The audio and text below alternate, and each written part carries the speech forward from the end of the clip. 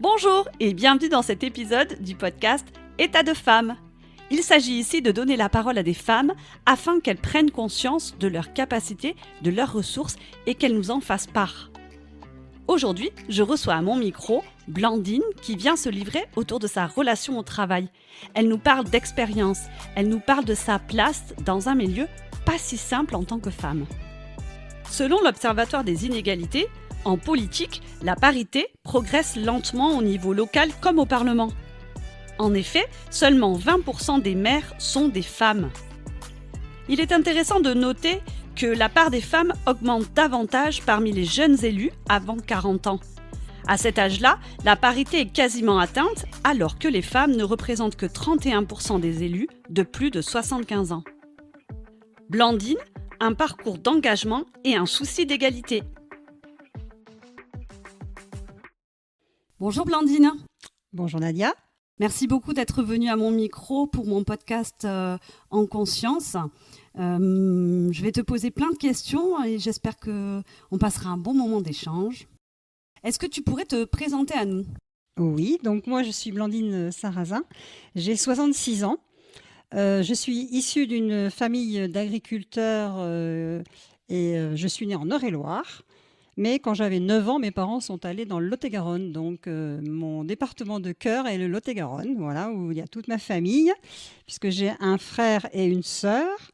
Nous sommes arrivés au BARP en 1992 et je suis mariée depuis 45 ans. Et j'ai 3 enfants, donc 2 filles et un garçon. Est-ce que tu pourrais nous dire où est-ce que tu travailles et quelle a été ta carrière professionnelle ? Alors aujourd'hui, je suis retraitée.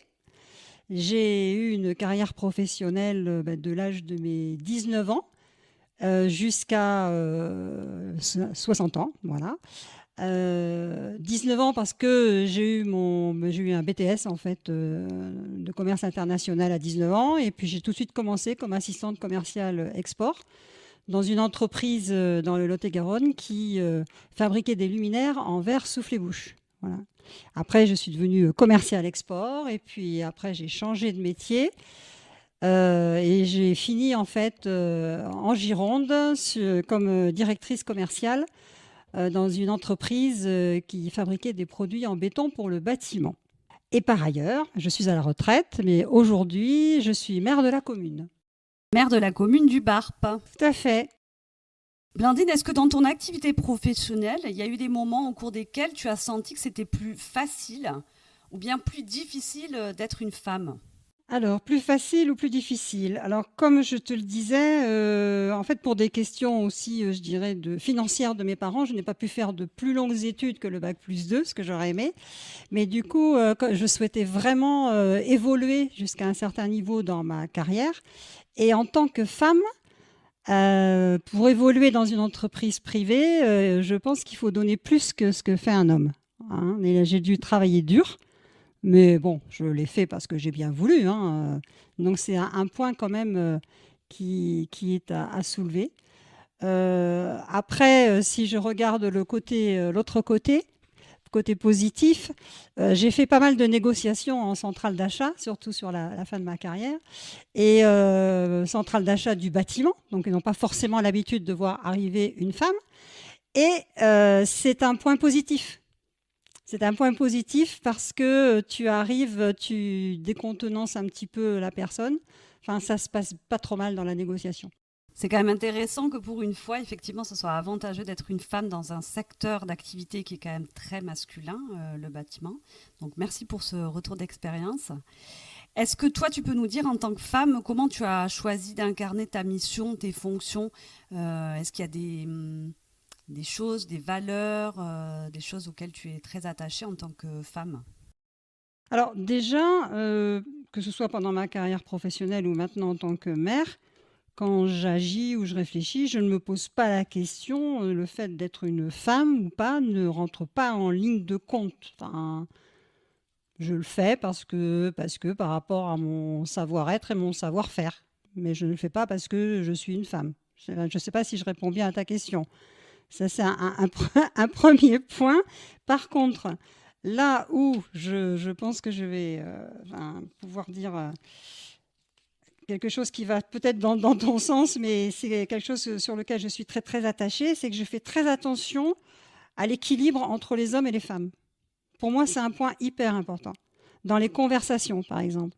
C'est-à-dire que souvent, je me rends compte, les hommes coupent la parole aux femmes. Donc, tout de suite, j'interviens. Voilà. Je fais très attention à ce que les femmes puissent avoir leur place.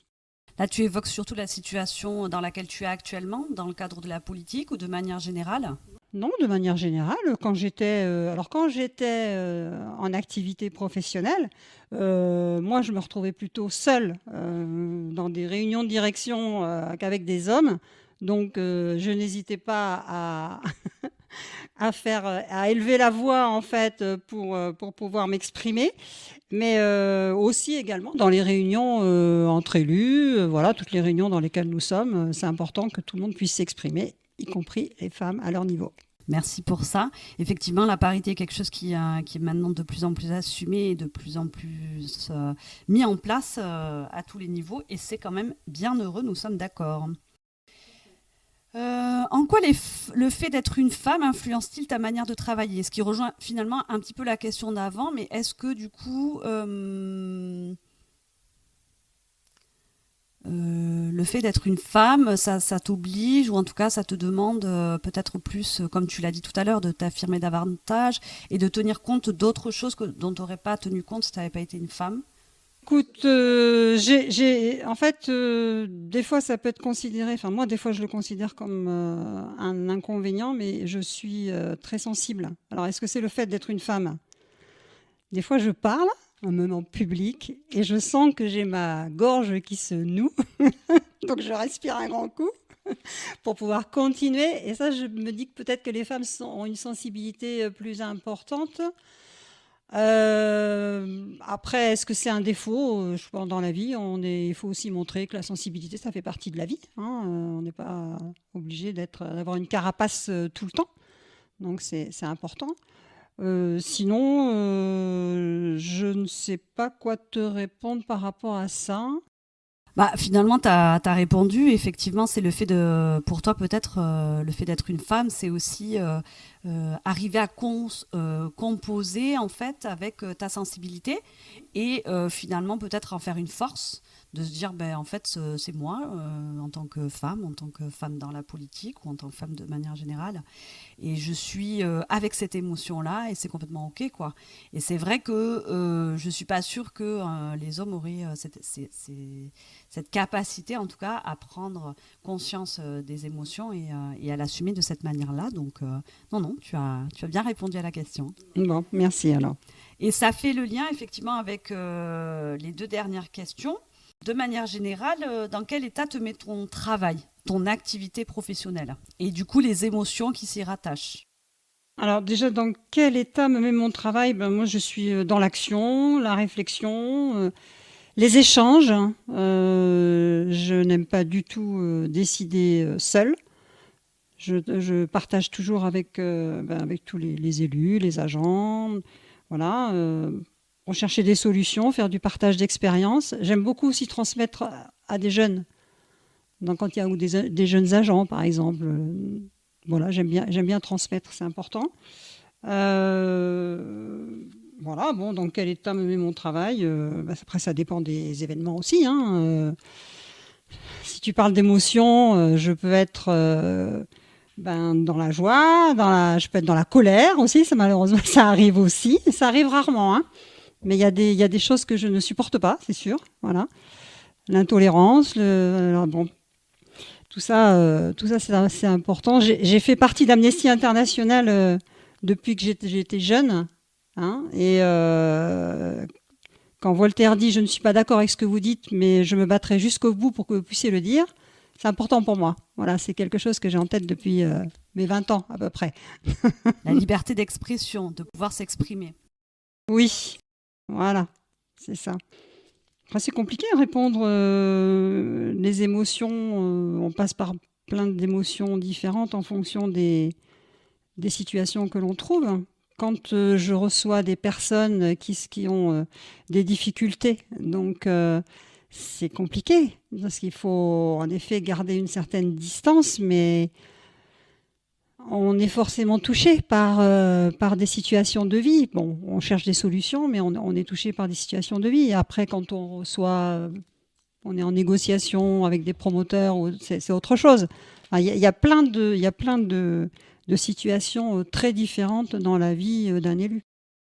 Et je suis en train de me dire, parce que quand on a préparé un petit peu cet épisode du podcast, tu me disais aussi que finalement ta carrière professionnelle t'avait permis de capitaliser tout un tas d'expériences, de compétences, de savoir-être, de savoir-faire que tu avais pu, je vais y arriver, réinvestir dans ta mission en tant que maire de la ville.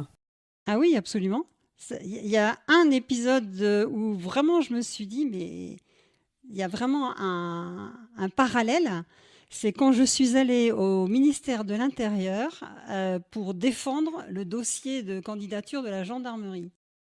La façon dont j'ai présenté le dossier, donc j'étais avec une sénatrice et une députée, je n'étais pas toute seule, mais la façon dont je me suis exprimée, dans la façon dont ça s'est passé, quand je suis sortie, je me suis dit, mais là, tu avais les mêmes sensations que quand tu allais à la centrale d'une grande enseigne pour obtenir un contrat, quoi. Et je me suis dit, finalement, c'est bien parce que un savoir-faire, on se comprend, une expérience plus exactement, je ne sais pas si je savais bien faire, mais une expérience passée m'a permis en fait d'affronter cette situation qui n'est pas forcément évidente. J'ai dit affronter parce que se retrouver face à des conseillers du ministre de l'Intérieur, c'est pas commun. Donc il faut avoir... Mais bon, ça s'est bien passé. La preuve, c'est qu'on a eu la gendarmerie. Et bravo pour ça, tant pour la performance que pour la réussite de ce projet. Je me rappelle aussi, alors je tiens quand même à préciser aux personnes qui vont nous écouter que c'est des questions dont on a parlé effectivement ensemble, mais que j'avais pas écrites pour Blandine, mais tu m'avais parlé aussi de ton engagement tout au long de ta carrière professionnelle, y compris dans tes missions actuelles. Est-ce que tu veux nous en dire un mot ou pas du tout? Moi, ce que j'avais entendu, en tout cas dans ton discours, c'était que c'était pour toi important d'être engagé dans ce que tu faisais et que finalement, en t'écoutant, tu me disais que l'engagement, c'était une valeur qui était familiale, qui t'avait été transmise.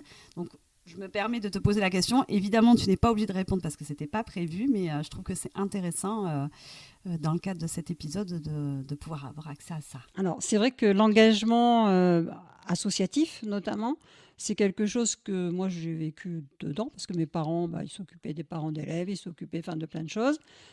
Ma mère était adjointe à la mairie. Et c'est uniquement quand je suis devenue mère que j'ai réalisé que mon grand-père aussi était maire pendant la Seconde Guerre mondiale dans un petit village. Donc des situations pas faciles que j'aimerais pas vivre d'ailleurs.